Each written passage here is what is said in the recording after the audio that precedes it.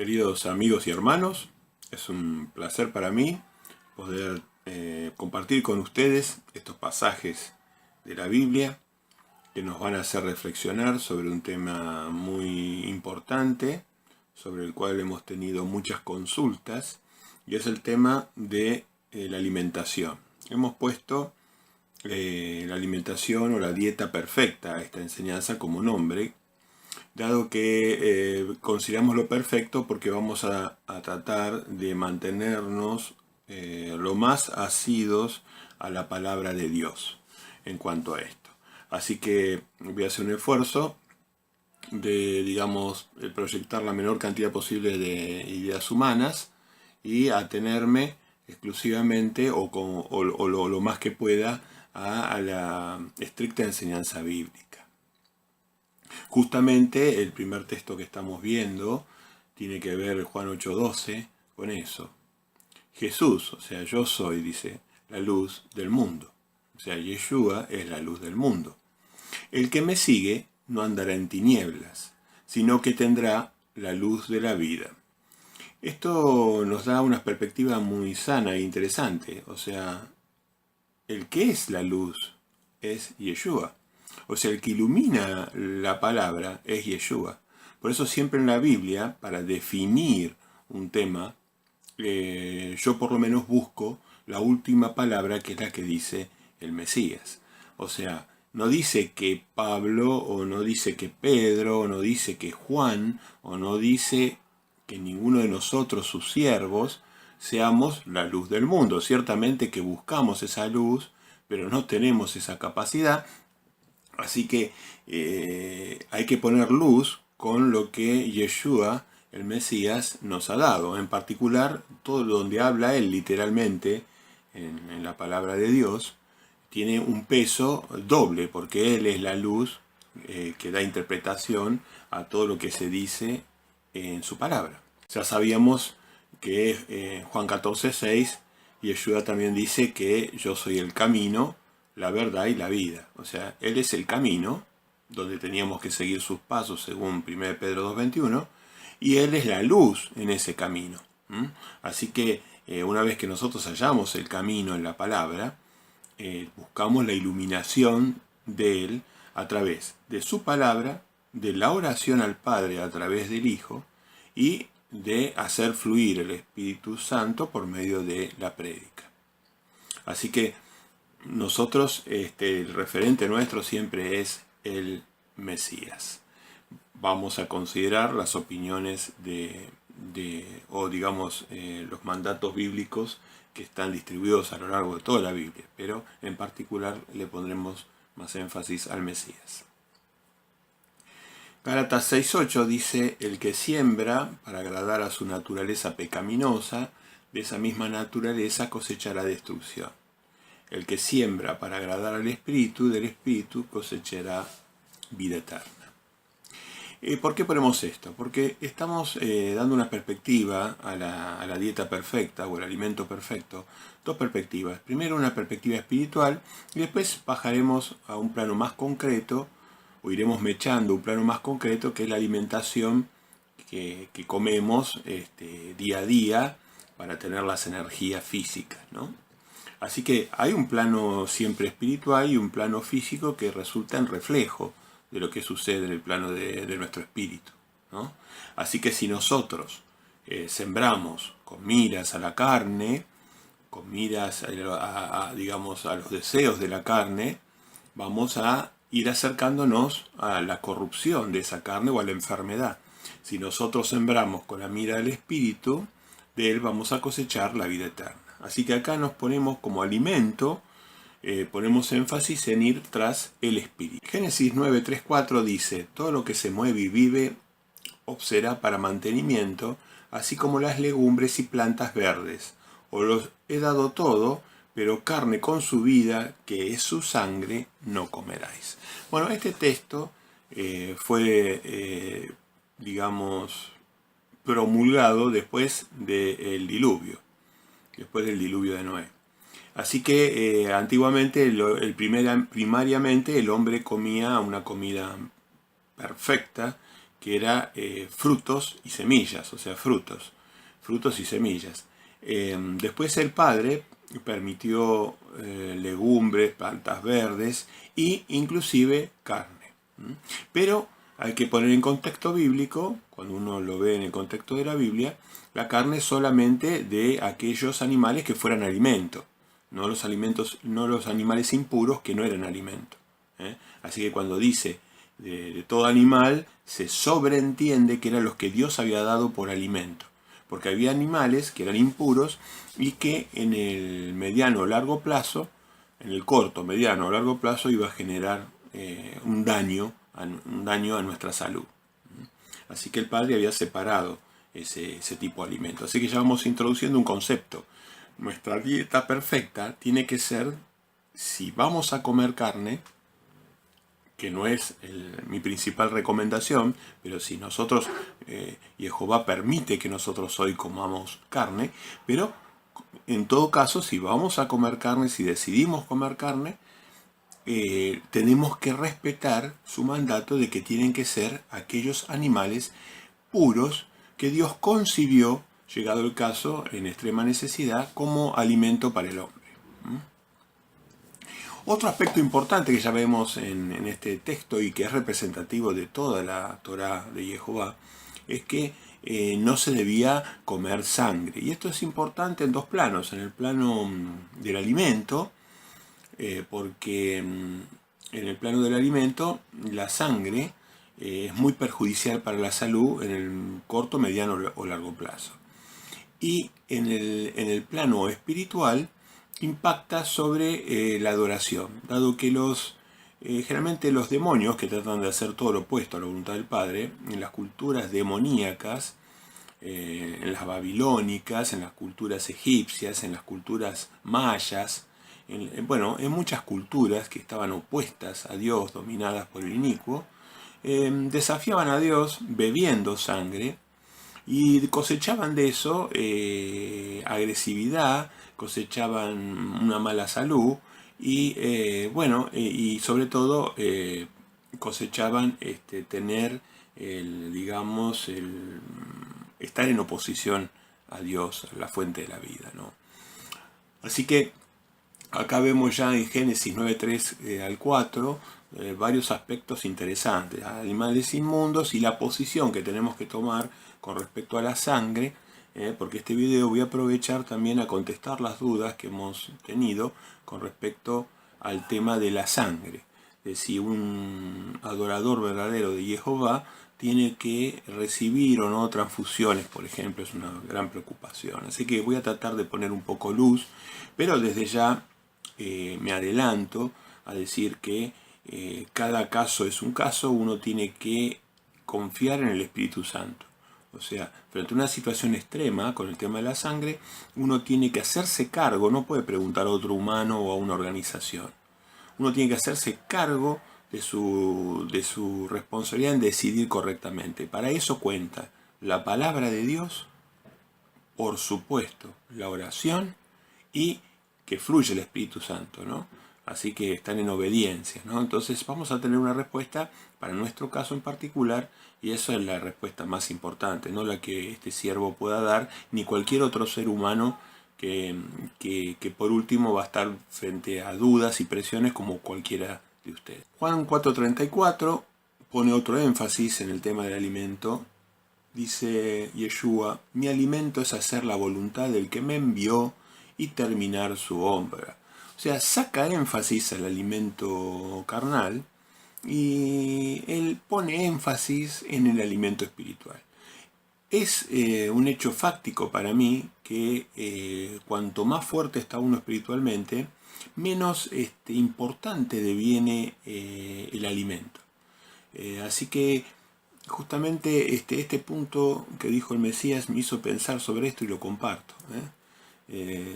Pone el énfasis cuando a él le decían que tenía apetito, si tenía hambre, si estaba cansado. Mi alimento es hacer la voluntad del que me envió y terminar su obra, ¿no? Qué hermosas palabras. Juan 4:34. Éxodo 20:17, de este texto quiero resaltar, son los 10 mandamientos, los cuales siguen plenamente vigentes, y en particular el 17 habla de algunos aspectos de la codicia.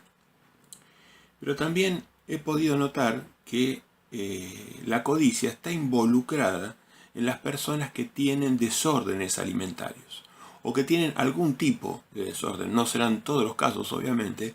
Hay distintas etiologías o orígenes de los desórdenes alimentarios, pero en particular hay un desbalance en el aspecto de la codicia. Es un mandamiento de los 10 más importantes que existen en la tierra, no codiciar. La relación con el alimento desde la codicia es muy perjudicial. Hay que desandar ese camino. Hay que ser más generoso en compartir, menos ansioso al comer, dar gracias a través de oración, pedir ayuda al Padre para que uno pueda comer de forma no codiciosa, compartir, estar sereno, orar. Son todos aspectos que van a mejorar nuestra relación con la comida desde la codicia. Así que estoy plenamente seguro desde mi propia vida y desde personas que conozco allegadamente que la codicia genera entre todas sus malas manifestaciones una relación enfermiza con la comida. Así que, introducimos también el tema de cómo los mandamientos influyen hasta en el tema de la salud a través de reducir la codicia, ¿no?, en la alimentación. Ahí estoy proyectando una imagen de Eclesiastés 9:7, donde vemos recurrentemente, si bien hay hermanos que consideran que el vino no es conveniente para un cristiano, en realidad el punto de vista bíblico, cuando uno integra los 66 libros, ve que claramente lo que está desaconsejado, prohibido, es la borrachera, el exceso del vino, ¿no? Y de vuelta, viene con la codicia, o sea, la codicia con que uno tomaría el vino, ¿no? El vino es un remedio que nos dio Jehová. En su estado fermentado produce alcohol, y ese alcohol genera un estado de ánimo alegre, pero como dosis, tiene que ser una dosis mínima, una dosis que defina un trato con el vino que no sea codicioso, ¿no? Así que yo particularmente, en el análisis de la Biblia que hago, creo que el vino, en particular el vino tinto, que era el que se tomaba en Israel, es muy positivo para la salud. Muchos médicos, expertos inclusive en corazón, Favaloro mismo, un médico argentino, decía siempre que una copa de vino era muy buena. Él se lo daba a la gente que está en una extrema situación cardíaca. Y de hecho algunas estadísticas indicarían que las sociedades que toman vinos Cabernet, tintos permanentemente, tienen un promedio de vida más alto. Yo disiento con aquellos hermanos que condenan el vino, porque eso vienen de exageraciones humanas, ¿no? El vino, fíjese que el vino se usó en la Cena del Señor, una celebración santa, ¿no? El fruto de la vid, el vino. Y bueno, a lo largo de toda la Biblia existe muchas referencias de que el vino es positivo. Anda, come tu pan con alegría, bebe tu vino con buen ánimo, que Dios ya se ha agradado de tus obras. Come tu pan y bebe tu vino. Obviamente que eso tiene también una implicancia profética en cuanto al Mesías, pero más allá, en el plano de lo material, vemos que el pan y el vino han sido unos símbolos de Israel, junto con el aceite de oliva. Así que bueno, destacamos que ya voy introduciendo el tema del aceite de oliva puro, o sea, virgen, un aceite que es solamente por extracción y no por solventes, y junto con el vino que tenga que ser puro y el pan, principalmente proveniente de trigo. Esos serían alimentos que acompañaron al Mesías durante toda su vida, ¿no? Volvemos a Génesis 1:29. Y ahí vemos lo que hablábamos al principio. Y dijo Dios: he aquí que os he dado toda planta que dé semilla, que esté sobre la tierra, y todo árbol en que hay fruto y que dé semilla, os serán para comer. Esas palabras las recibieron nuestros padres, poniendo énfasis en la fruta y las semillas. Es evidente que inicialmente, sin pecado, el plan del Padre era que se comiera frutas y semillas. Así que nosotros sabemos sin ningún lugar a duda que, si bien nos es permitido comer cierto tipo de carnes, la sabiduría indicaría que tendríamos que privilegiar en nuestro triángulo alimenticio, donde la base más grande debería ser esta, la de fruta y semillas, y la mínima tendría que ser aquellas proteínas animales, como son las carnes permitidas, el huevo, el queso. Tendría que ser mínimo eso, para que nuestra salud, digamos bíblicamente hablando, sea... Hay un ejemplo bíblico que está en Daniel capítulo 9, donde Daniel, a instancia de que estaba viviendo en Babilonia, recibía comida que se llamaban manjares. Y esos manjares, él rechazó esa alimentación, porque la consideraba poco sana. Un ratito más me voy a explayar sobre esto, y ahora voy a comentar específicamente Daniel 9:3. Volví entonces mi rostro a mi Dios y Señor para pedir su ayuda con oración y ruego. Me puse a ayunar y me cubrí de cilicio y de ceniza. Acá estoy introduciendo otro aspecto que el profeta Daniel respetaba, que era la oración en ayuno, o el ayuno y la oración. El ayuno tiene es un factor desintoxicante. Es interesante que nosotros culturalmente, en esta sociedad que estimula todos los tipos de codicia, hayamos perdido totalmente el concepto de ayunar. Esto es algo que hay que ponderar cuando uno busca una salud perfecta. El ayuno al cuerpo le da la posibilidad de depurarse, de limpiarse. Vivimos tirando muchas veces comida bastante impura, y nuestro sistema está sobrecargado de toxinas. Esto es una cuestión no solamente bíblica, sino de sensatez y también científica, ¿no? Cualquier médico nutricionista va a poder afirmar seguramente esto, o apoyar esto que estoy diciendo, ¿no? El ayuno da posibilidades, aunque sea los medios ayunos o ayunos completos. Hasta 3 días de ayuno yo he realizado sin ningún tipo de dificultad. Puede ser que una persona 3 días sea demasiado.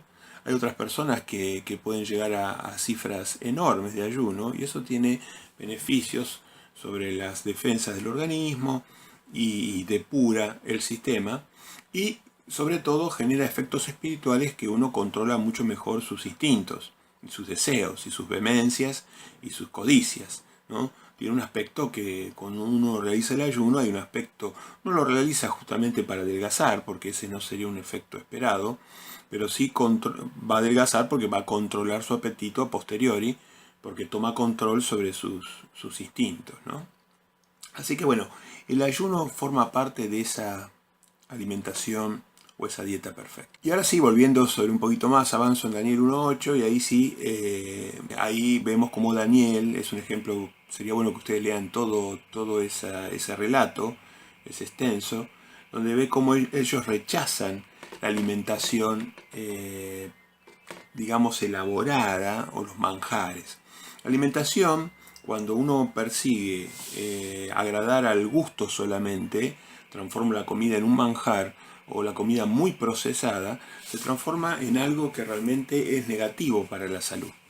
Eso es una evidencia empírica. Todos sabemos que después de venir de fiestas donde se pone énfasis en los manjares o en las comidas, digamos, muy gustosas, bueno, después las personas andamos varios días mal, o por lo menos no dormimos bien, o podemos llegar a descomponernos, ¿no? Bueno, ese efecto, el depurar todos esos excesos alimenticios, va a traer consecuencias, en el corto, mediano y largo plazo, ¿no?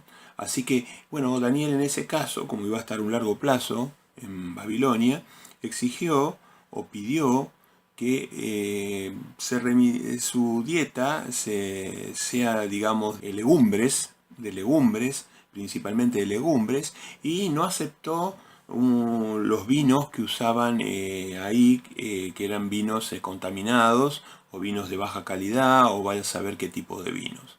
Así que él, para recobrar la salud, inclusive hizo una prueba o un testeo de dos grupos humanos, uno que comía, digamos, legumbres y tomaba agua y otro que comía los manjares, y notó una gran diferencia. El propio rey notó una gran diferencia en la salud de las personas que habían sido testeadas. Lucas 9:13 lo proyecto acá y estoy introduciendo otro concepto. Dijimos que las carnes están permitidas, las carnes que no sean inmundas, y la ventaja que tiene el pescado es que es un alimento que no es necesario desangrar, no es necesario desangrarlo. Entonces eso hace una gran diferencia, porque como la sangre contamina, cuando uno come carne vacuna, tiene que cuidarse muy bien de desangrarla, y muchas veces, o come pollo, muchas veces en los frigoríficos no tienen un cuidado sobre esta naturaleza. Los judíos, que respetan por su propia salud esta postura, son muy cuidadosos al desangrar las carnes, porque saben que eso implica en su adoración, en su espiritualidad y en su salud. Así que en Lucas 9:13 vemos que el Mesías, léanlo al relato, por cuestión de tiempo no lo voy a leer completo, pero lo comento. Ahí vemos cómo él replica pescados y panes para poder alimentar a una multitud. Nunca el Mesías daría de comer pescados y pan si estos fueran inmundos o si fueran alimentos que Dios no permitiera. Así que bueno, pienso que en términos de lo que expliqué, como el pescado no necesita ser desangrado, entonces es un alimento más puro que las carnes de pollo y las carnes de vaca, que tienen que ser muy bien desangradas, porque la sangre tiene un impacto en el largo plazo en la salud muy severo. De hecho, cuando no se conocía todavía suficientemente bien el HIV, el virus ese, como tantos otros virus, o la hepatitis, no se conocía bien, la gente moría por las transfusiones. Moría, se contagiaba y después moría. Y también la incompatibilidad, porque en realidad la sangre no es un líquido, es un tejido. Entonces los tejidos, al ser trasplantados, tienen que tener cierto seguimiento, porque hay un gran rechazo del cuerpo. O sea, cuando nosotros recibimos una sangre extraña en nuestro cuerpo, estamos generando un rechazo tremendo del organismo, que empieza a trabajar en contra de ese elemento extraño, así como cuando uno recibe un riñón o un corazón, y la persona queda ya con secuelas. Por eso yo personalmente, en mi postura, muchos años analizada, yo no recibo sangre como tratamiento médico, desde un punto de vista religioso puramente, y desde un punto de vista pragmático, de un punto de vista de que considero que es más el mal que el bien.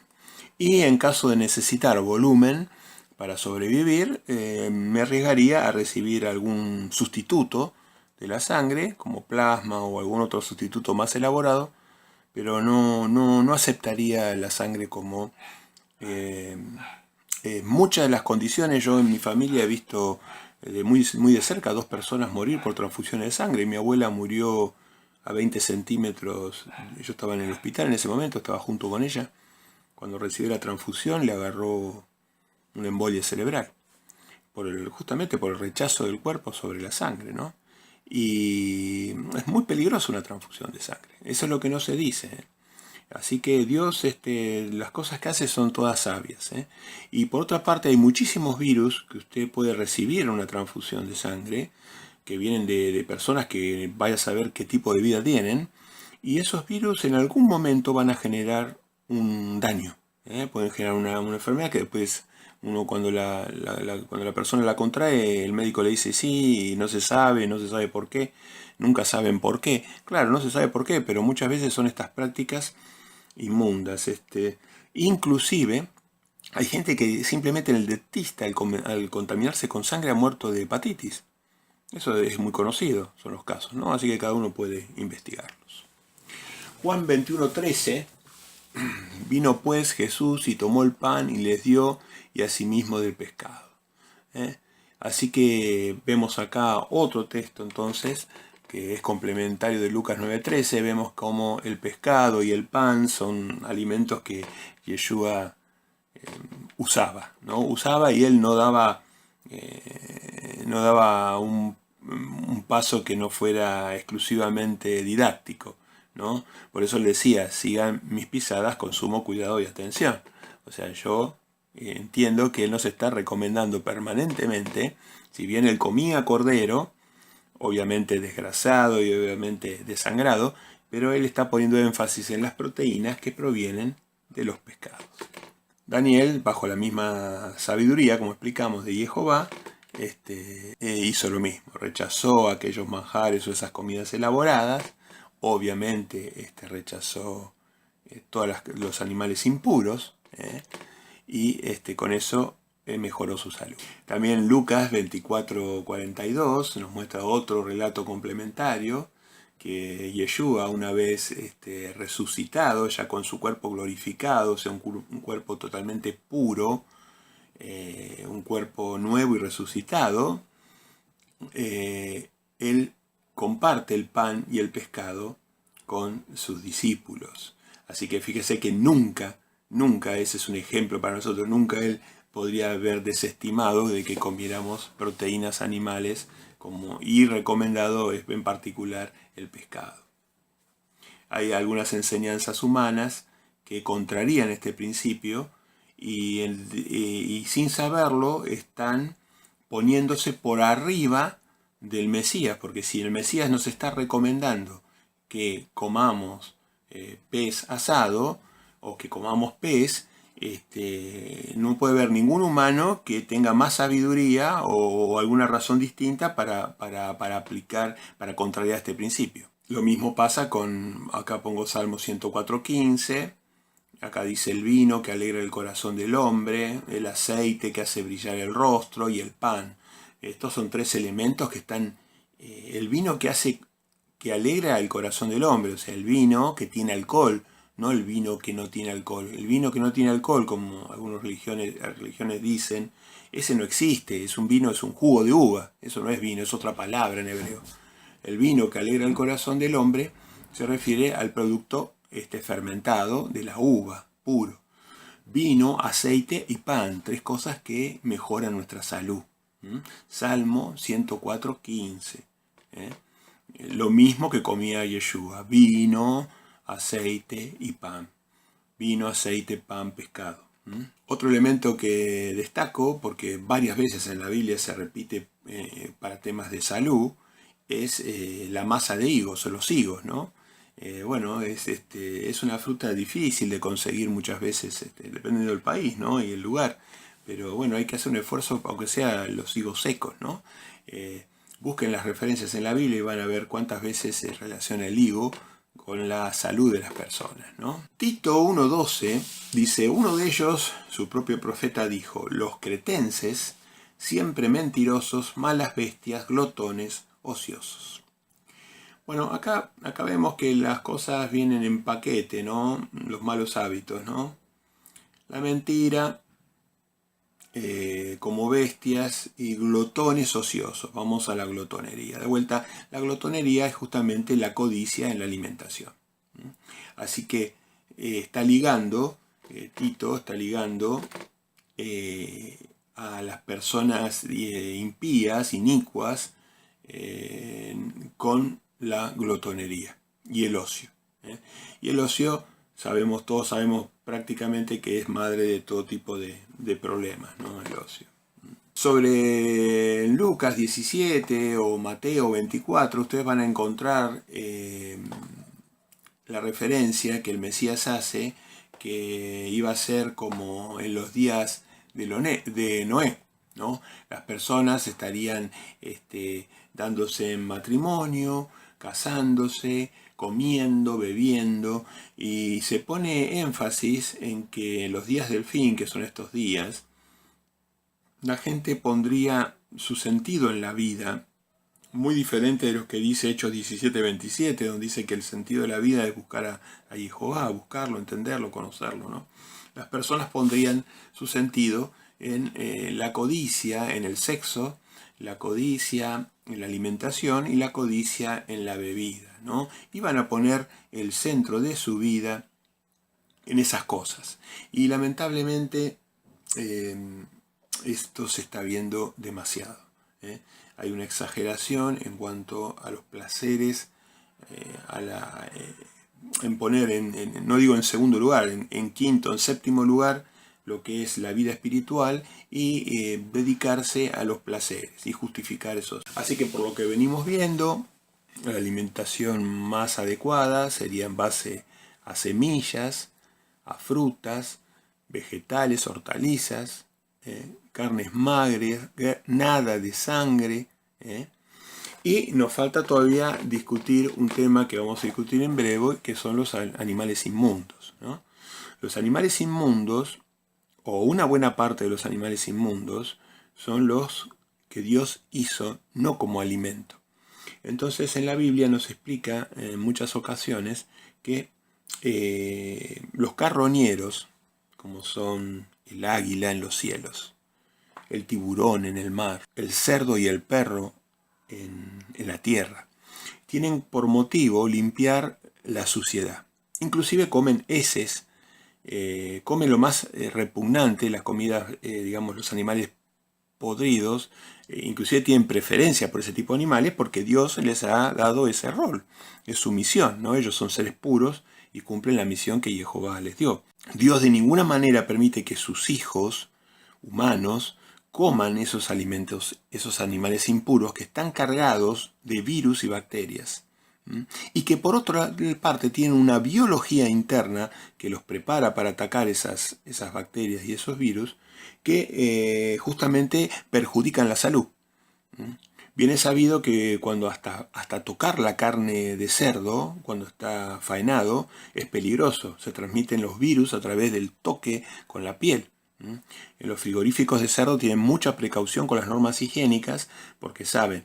Y después el tratamiento que se da a la carne es totalmente distinto porque para dejarlo a niveles de, digamos, de higiene razonables tienen que usar muchísima química. O sea que uno está, al desafiar a Jehová con su advertencia de no comer cerdo, por ejemplo, o estos peces que no tienen escamas y que no tienen aletas, o estas aves inmundas, uno al desafiar eso está poniendo en serio riesgo su vida, en serio riesgo. Usan lamentablemente algunas excusas, como inclusive algunos estudiosos de la Biblia, usan, por ejemplo, usan la excusa de la visión de Pedro, donde era una metáfora, como fue la metáfora del infierno, o como fue tantas metáforas que no tienen ninguna literalidad. Pero bueno, vamos a ir comentando esto también. Así que bueno, como dijimos, en los días de Noé y Lot, la gente no iba a estar en las cosas espirituales, iba a estar en las cosas carnales, y de la carne iban a cosechar corrupción. Yeshua muchas veces, en muchos relatos, hizo referencia de que los pecados, el transgredir la ley, eran causa de enfermedad. Y eran causa también de posesión demoníaca. Y los demonios provocaban las enfermedades. Así que hay una relación entre los demonios, la alimentación y las enfermedades. Los demonios enferman, son como gusanos espirituales. Cuando una carne se agusana, cuando un miembro se agusana, después hay que amputarlo generalmente, ¿no? Porque realmente destruye Bueno, lo mismo hacen estos gusanos espirituales, que son los demonios, y anidan en los pecados, en la impureza espiritual. Así como la impureza o la suciedad corpórea es fuente de anidado de bacterias y virus, la impureza espiritual es fuente de anidado de demonios, ¿no? Así que Yeshua, cuando sanaba, ponía énfasis en que el perdón de pecados estaba relacionado con la sanidad. No pecar estaba relacionado con la sanidad. Así que la salud tiene que ver, por más que comamos muy bien, si nosotros vivimos en pecado, nuestra salud se resiente. Bueno, como dije, el cerdo es un animal carroñero que Dios le dio una misión que es limpiar y no que nosotros lo usemos de alimento. Tenemos muchísimas variedades, miles y miles de variedades de legumbres, semillas, vegetales, hortalizas, raíces, carnes permitidas, peces, bueno, en fin, tenemos un montón de cosas que podemos comer mucho antes que comer el cerdo.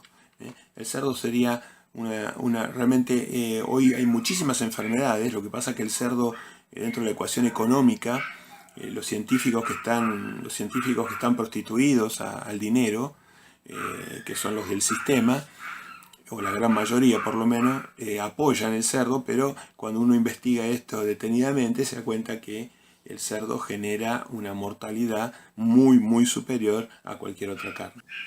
Así que las madres piensen sobre todo porque están influenciando la salud futura de sus hijos, pueden pensar y poner bajo oración cuál es la dieta que más les conviene para que esos niñitos surjan a la vida en su máximo potencial.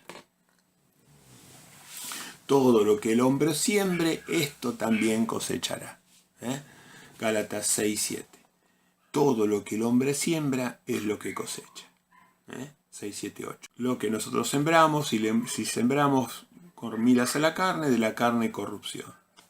Si sembramos con miras al espíritu, del espíritu la vida eterna. Así que lo más importante no es comer, sino sembrar con miras al espíritu.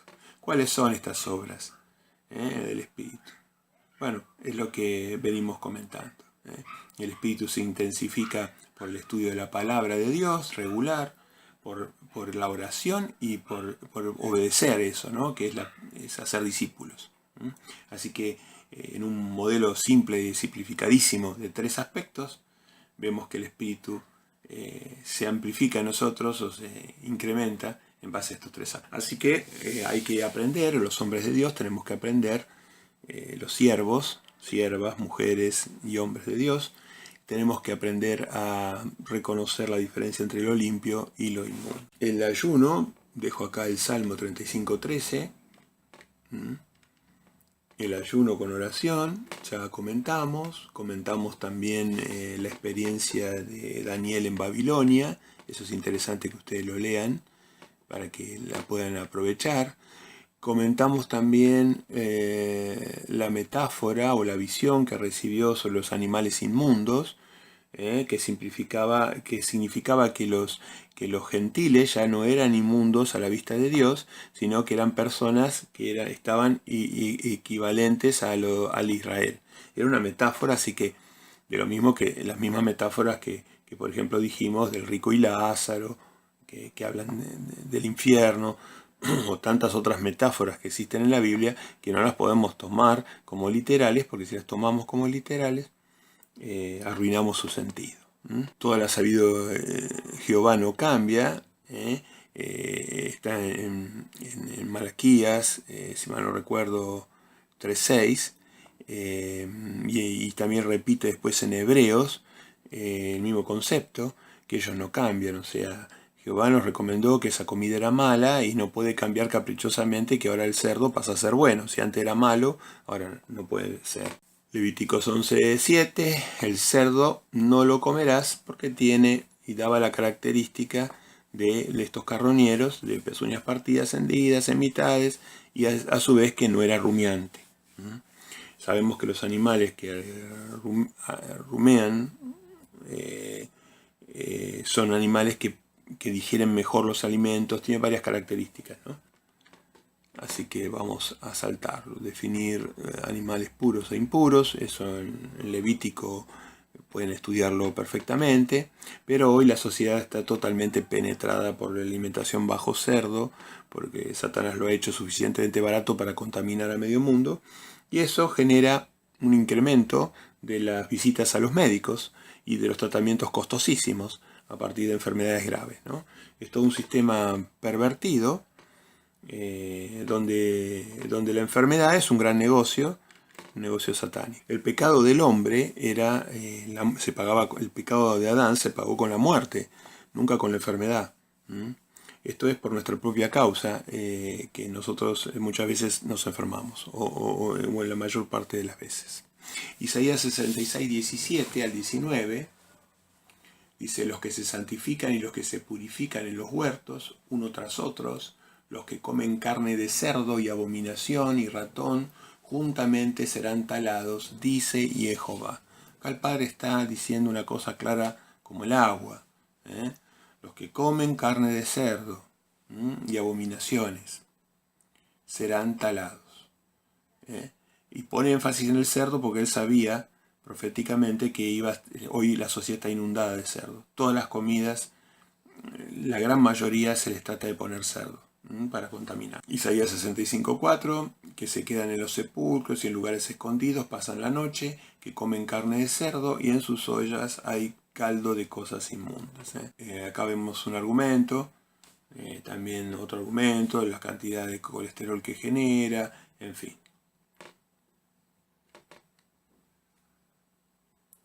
Dijimos que la señal del Hijo del Hombre tenía que ver con una condición espiritual degradada también, que se cita en Mateo 24:37. Vuelvo a transcribir el texto, por si alguno no lo registró. En Hechos 15, después del concilio de Jerusalén, se vuelve a reafirmar el tema de la sangre como entre los muy importantes, ¿no? Porque acá el concilio a los gentiles les dice que empiecen, según la situación que ellos veían, empiecen por el tema de lo sacrificado a los ídolos, la fornicación, lo estrangulado y la sangre. O sea, que no tomaran más sangre, ¿no? Que empezaran por ahí los gentiles. Y después explicaron ahí en el concilio de Jerusalén, donde estaba Jacobo, Pedro, Pablo, Bernabé, bueno, son los que recuerdo en este momento. En el concilio ellos dijeron, y el Espíritu Santo, porque dicen que también a ellos y al Espíritu Santo, a través del Espíritu Santo ellos dijeron que a Moisés lo aprendían en las sinagogas en el Shabbat, con lo cual dicen que Moisés es válido, todo lo que enseña Moisés, y en Shabbat, el Shabbat es válido, y por otra parte, que se abstengan de fornicación, de ahogado y de sangre. Estrangulado vendría a ser la palabra, porque el que estrangula a un animal está comiendo su sangre, ¿no? Y de la sangre específicamente porque había pueblos que comían sangre directamente, desafiando a Dios, ¿no? Comían sangre. ¿No saben que los malvados no heredarán el reino de Dios? No se dejen engañar. Ni los fornicarios, ni los idólatras, ni los adúlteros, ni los sodomitas, ni los pervertidos sexuales, ni los ladrones, ni los avaros, ni los borrachos, ni los calumniadores, ni los estafadores heredarán el reino de Dios. Vemos la codicia en muchas formas acá, ¿no? 1 Corintios 6, 9 al 10. Los manjares, ahí ponemos una foto de esos platos manjares que están llenos de proteínas animales, están llenos de grasas, animales también, cerdo, peces que no tienen aletas, en fin, todos esos manjares van minando nuestra salud.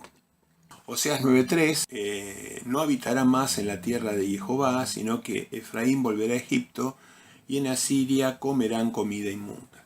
Bueno, este texto lo puse para que nosotros demos conciencia que nosotros estamos en Egipto, nosotros estamos en Babilonia, nosotros estamos en Grecia, nosotros estamos en Asiria, nosotros estamos en la Roma prostituida. Entonces acá lo que se come es comida inmunda. Entonces tenemos que reflexionar a ver cómo salir de esa comida inmunda. porque el normal de la gente va a recibirla como normal a la comida. Y culturalmente tenemos esa programación. Ahí les transcribo Gálatas 5, 19, 21. El panorama de los excesos o la codicia se completa con los pleitos, todo lo que decíamos de la corrupción. El que sembraba para la carne cosecha corrupción. La carne tiene sangre, la sangre aumenta la violencia porque tiene adrenalina. Entonces, bueno, está relacionada la sobra de la carne con comer mucha carne también, ¿no? Hay una inferencia divina en todos estos textos.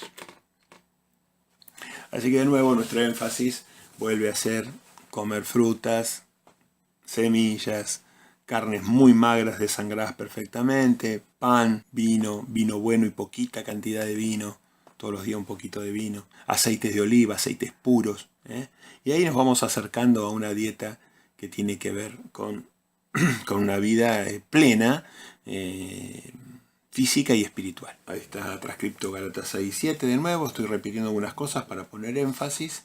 Y la alimentación influye en los frutos del espíritu. Las personas que se alimentan mejor tienen un carácter más apacible, son más razonables, más felices. La alimentación incide. Por lo menos yo lo creo y lo he podido constatar en mi vida. Así que con respecto a las transfusiones, que es el tema que ya hemos comentado bastante, es un tema que cada uno tiene que resolver bajo oración y bajo lectura de la palabra. Hay algunos textos que los pueden ayudar a resolver este punto. Por ejemplo, ver Levíticos 17:11, que ahí muestra cómo Dios considera la sangre como la vida misma, o sea que es sagrada para Él. Después Deuteronomio puede ser 12:23, dice que queda firmemente resuelto a no comer la sangre porque la sangre es el alma y no debes comer el alma con la carne. Después Deuteronomio 12:15, este es muy interesante, no está referido exactamente a la sangre, pero lo aprovecho. Cuando quiera que tu alma desee con vehemencia, podrás degollar y tendrás que comer carne conforme a la bendición de Jehová tu Dios, solo que la sangre no deberás comerla. Ok. Entonces fíjese, cuando usted desea con vehemencia, dice, degollarás y tendrás que comer. O sea que acá te está dando una perspectiva de que uno no debería comer habitualmente carne, porque implica un sacrificio animal, tiene que estar muy justificado, tiene que haber una necesidad física que genere una avidez, una vehemencia, digamos, real en el cuerpo, ¿no? Una necesidad. Hechos 15 y 19, 15, 19 y 20, es mi decisión el no perturbar a los de las naciones que están volviéndose a Dios, sino escribirles que se abstengan de la sangre. O sea, en Hechos queda referenciado que los apóstoles apoyaban este concepto de no tomar parte en la ingesta de sangre, ¿no? Hechos 15, 28, el Espíritu Santo y a nosotros mismos nos ha parecido bien no añadirles ninguna otra carga, salvo estas cosas necesarias, que se abstengan de sangre y de cosas estranguladas y de fornicación.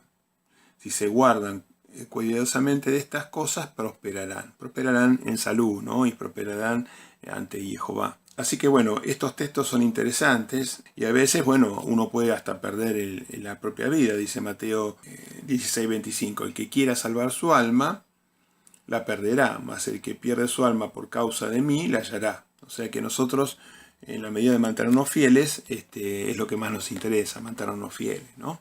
Esa sería nuestra principal intención. Así que bueno, el tema de la sangre tiene que ser resuelto a través de oración, a través de lectura y consideración bíblica, a través del Espíritu Santo y no principalmente siguiendo a hombres, ¿no? Los hombres somos a veces confusos, somos contradictorios muchas veces. No pienso que los hombres podamos obligar a otra persona a tomar una postura que es estrictamente personal. Porque el mandato, o sea, vincular el mandato de la sangre a la transfusión de sangre no es expreso en la Biblia. Deviene de una deducción. Entonces la postura deviene de una deducción y la deducción del hombre puede ser equivocada.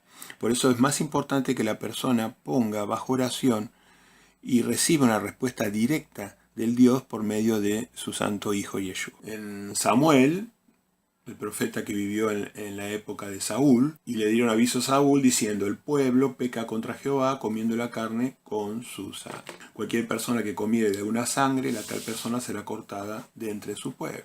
Levítico 7:27. No era menor el tema de la sangre, ¿no? Acá transcribo una versión del Nuevo Mundo donde dice Deuteronomio 12:15, que a mí me gusta porque esta versión es más clara: solo cuando quiere que tu alma lo desee con vehemencia podrás degollar. De vuelta, no, la carne no está recomendada como una cosa habitual. Así que hay otras comidas que no se degüellan, que no tienen necesidad de ser desangradas, que son más apropiadas. Así que bueno, nosotros debemos generar nuestra propia... En realidad voy a dejar el término pirámide para el mundo, voy a usar el triángulo alimenticio. Un triángulo alimenticio donde la base, como dijimos, estaba por las frutas, las semillas, las verduras, las hortalizas, y después seguiría el pescado como proteína. También tenemos como proteínas el huevo y el queso. Jesús comía mantequilla. Me olvidaba también la miel. La miel se hace referencia como buena en muchos aspectos de la Biblia. Los higos, la vid, el vino, el aceite de oliva puro, todo eso va a repercutir en nuestra dieta, en nuestro peso, en nuestra salud, en nuestra alegría, ¿no? Hebreos 5:12 dice: porque debiendo ser ya maestros, después de tanto tiempo tenéis necesidad de que os vuelva a enseñar cuáles son los primeros rudimentos de la palabra de Dios, y habéis llegado a ser tales que tenéis necesidad de leche y no de alimento sólido. Así que hay un alimento sólido y hay una leche, ¿no? La leche también es un alimento que el hombre no... La propia vaca que produce la leche, si uno la hambrea y la pone sedienta, ella bajo ningún motivo vuelve a la leche. La leche es un alimento para niños, es un alimento para niños, para el adulto ya le empieza a hacer daño. Y le vuelvo a decir, los animales que son instintivos, de ninguna manera tomarían leche. Los animales que producen leche. A sus terneros le dan leche, pero ellos no la toman. Así que ahí hay un mensaje, ¿no? La leche es un alimento que uno lo va dejando, por eso debería ser minimizado, ¿no? A mi criterio. No te juntes con los que beben mucho vino, ni con los que se hartan de carne. Un proverbio 23:20. Así que bueno, con esto estamos llegando al fin. Espero que todos estos textos bíblicos y estas pocas reflexiones nos ayuden a tomar una postura en cuanto a cuál va a ser nuestra dieta, y esa dieta tiene que redundar en beneficios espirituales y físicos. Así que es muy importante ponerla bajo oración, cualquier cambio que uno haga, ponerlo bajo oración, no confiar en el ser humano, chequear todo lo que uno ha dicho acá, porque los seres humanos nos confundimos. En el mejor caso, los que somos bien intencionados nos podemos confundir, y hay muchos, desafortunadamente, que son malintencionados, ¿no? Ovejas lobos con pieles de oveja, o sea, parecen buenos pero no lo son. Así que bueno, estos han sido algunos argumentos. Espero que este video sea de ayuda, de bendición, y bueno, los despido con un cálido abrazo y nos seguimos viendo, Dios mediante. Amén.